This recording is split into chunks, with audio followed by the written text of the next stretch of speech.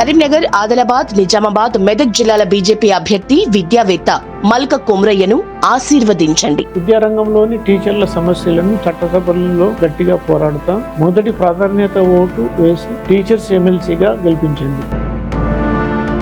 Sir, భారతదేశం చాలామంది America అంటే ఎగబడి వెళ్తున్న పరిస్థితి. అయితే ట్రంప్ వచ్చిన తర్వాత భారత్ అమెరికా సంబంధాలపై ట్రంప్ 2.0 ప్రభావం ఎలా ఉండే అవకాశం ఉంటుందని అందులోని ప్రశ్న. అంటే ఇప్పుడు ట్రంప్ ఖచ్చితంగా ఇండియా పైన కూడా టారిఫ్ విధిస్తాడు. ఇండియా ఇస్ టారిఫ్ కింగ్ అని విమర్శించాడు. నిజంగా చెప్పాలంటే ఇండియాలో టారిఫ్ ఎవరేజ్ టారిఫ్ జస్ట్ 17%. కానీ మన పైన అన్ఫేర్గా అటాక్ చేస్తున్నాడు. సో భారీగా టార్గెట్స్ ఏం లేవు. ఈవెన్ అమెరికాకు ఇండియాకు మధ్య ట్రేడ్ కూడా చైనాతో ఉన్నట్లు అన్బ్యాలెన్స్గా లేదు. మీకు ఉదాహరణకు చైనాతో ట్రేడ్ డెఫిసిట్ $442 బిలియన్ ఉంటుంది, $443 బిలియన్ ఉంటే ఇండియాతో ట్రేడ్ డెఫిసిట్ $44 బిలియన్. అందులో డిఫెన్స్ ఇంపోర్ట్స్ కూడా కలిపితే అసలు డెఫిసిటే ఉండదు. ఎందుకంటే ఈ ట్రేడ్ డెఫిసిట్ లెక్కల్లో డిఫెన్స్ ఇంపోర్ట్స్ను పెద్దగా పట్టించుకోరు. ఇప్పుడు ఇండియా దిగుమతి చేసుకునే మొత్తం డిఫెన్స్ దిగుమతుల్లో 13% దాకా అమెరికా నుంచి. సో ఈవెన్ మనకు అమెరికాకు మన సర్వీసెస్లో మనకు కాస్త సర్ప్లస్ ఉంది. అదెంత $7-8 బిలియన్. మీకు మనతో పోలిస్తే చైనాతో డెఫిసిట్ 9.5 టైమ్స్ ఎక్కువ ఉంది. కానీ మనను చైనాను ఈక్వల్గా చంపుతున్నాడు. విచిత్రం ఏంటంటే అందువల్ల ఇప్పుడు ఇండియాకు అమెరికా చట్టం ఉంది, జనరల్ సిస్టమ్ ఆఫ్ ప్రిఫరెన్సెస్ అని, generalize system of preferences GSP అని. ఆ జిఎస్పి కింద భారతదేశానికి కాస్త కొన్ని రకాల వస్తువుల ఎగుమతుల పైన డ్యూటీస్ ఉండేవి కావు. అంటే వాటిని తొలగించారు. ఇప్పుడు జనరలైజ్ సిస్టమ్ ఆఫ్ ప్రిఫరెన్సెస్ ఇండియాకు వర్తించదని చెప్పేశాడు. సో అది ఈవెన్ మళ్ళీ పునరుద్ధరించే అవకాశం కూడా లేదు. అందువల్ల ఖచ్చితంగా మన దేశ వస్తువులపైన కూడా టారిఫ్ పెంచుతాడు, అనివార్యం.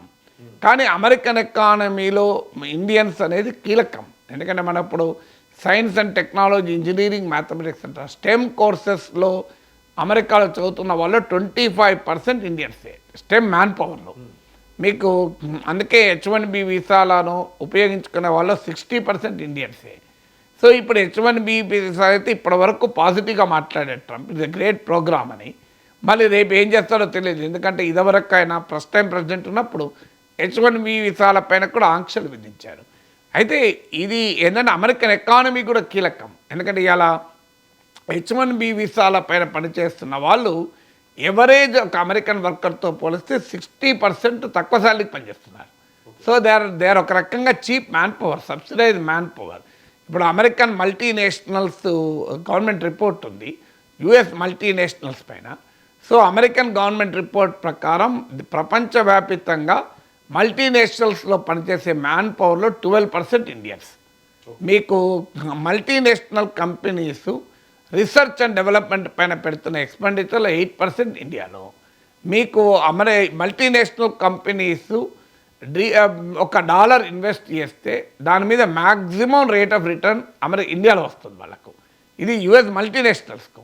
అందువల్ల వాళ్ళు వట్టిగానే మన ఇండియాకి రావడం లేదు, ఇండియా మీద ప్రేమతో కాదు, అనివార్యంగా Indians are contributing to the American economy in a very big వే.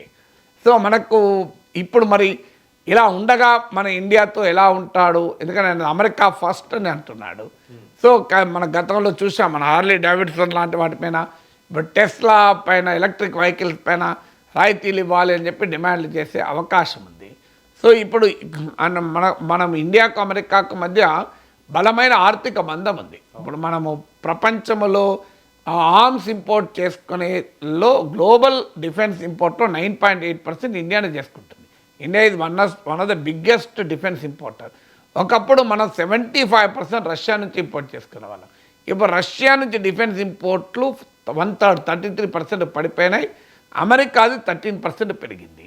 అందువల్ల ఇప్పుడు డిఫెన్స్ ఇంపోర్ట్స్లో కూడా డిఫెన్స్ రంగంలో ఎలా వ్యవహరిస్తారు? మన పైన ఇదివరకు గతంలో మనం రష్యా నుంచి S-400 మిసైల్ డిఫెన్స్ సిస్టమ్ పెడతానంటే చాలా తీవ్రమైన ఆంక్షలు విధిస్తానని బెదిరించారు. అఫ్కోర్స్ ఇండియా కాస్త ఉపశమనం ఇచ్చారు. Countering American adversaries through sanctions act, కార్సా చట్టం కింద మన పైన ఆంక్షలు పెడతానన్నాడు. సో అందువల్ల హైలీ అన్ప్రెడిక్టబుల్గా ఉన్నాడు. ఖచ్చితంగా ఇండియానే కాదు, అమెరికా ఫస్ట్ అనే తన పాలసీ వల్ల అనివార్యంగా ఇండియన్స్ పైన కూడా పడుతుంది. మనం ఇంత సిగ్నిఫికెంట్గా కంట్రిబ్యూట్ చేస్తున్నాం. ఇప్పుడు అమెరికాలో చదువుకునే వాళ్ళలో 3,20,000 మంది ఇండియన్స్ ఉన్నారు. వీళ్ళు ఏటా $7.7 బిలియన్ అమెరికాలో ఖర్చు చేస్తున్నారు. సో అందువల్ల ఒకవైపు ఏమో నేను ఈ గణాంకాలు మీకు ఇచ్చాను. ఇప్పుడు 3,20,000 మంది విద్యార్థులు ఏటా $7.7 బిలియన్ ఖర్చు పెడుతున్నారు. అమెరికాలో ఉండే స్టెమ్ మ్యాన్ పవర్లో 25% ఇండియన్స్. మరి ఈ కంట్రిబ్యూషన్ అమెరికాకు అవసరం. అమెరికన్ ఎకానమీని మనం సబ్సిడైజ్ చేస్తున్నాం ఒక రకంగా. అదే సమయంలో మన పైన అటాక్ చేస్తా tariff king India, highest tariff India పైనే ఉన్నాయంటున్నాడు. సో అందువల్ల ఇండియా నెసెసిటీ ఉంది. అదే సమయంలో వరల్డ్లో అందరిపైన అమెరికా ఫస్ట్ అనే పాలసీలో భాగంగా అటాక్ చేస్తా అంటున్నాడు. మరి ఇది ఎలా ప్లే అప్ అవుతుంది అనేది something to be watched. But డెఫినెట్గా క్రిటికల్ మూమెంట్ ఉంటుంది. ఆల్రెడీ ట్రంప్ ప్రభావం రష్యా పైన, అమెరికా శాంక్షన్స్ బైడెన్ ప్రభుత్వమే పెంచింది. ఫలితంగా గ్లోబల్ ఆయిల్ ప్రైసెస్ ఇప్పుడు $82 పెరిగింది ఒక బ్యారెల్ చమురు ధర. ఇప్పుడు 82 కాదు 85, 90 వరకు కూడా పెరుగుతుంది అంటున్నారు. అలా పెరిగితే అనివార్యంగా మన ఎకానమీ పైన ప్రతికూల ప్రభావం పడుతుంది. మీరు ఈవెన్ రూపాయి విలువపై కూడా నెగిటివ్ ఇంపాక్ట్ పడుతుంది. ఎందుకంటే అమెరికా డాలర్ను స్ట్రెంగ్తన్ చేయాలి అనే ట్రంప్ విధానం కనుక డాలర్ బలపడడం వల్ల రూపాయి $86-87 డాలర్కి 86-87 రూపీస్ పడిపోయింది. అందువల్ల ఇండియన్ ఎకానమీ సీరియస్ ఛాలెంజెస్ అయితే ట్రంప్ ఎరాలో ఎదుర్కోక తప్పదు.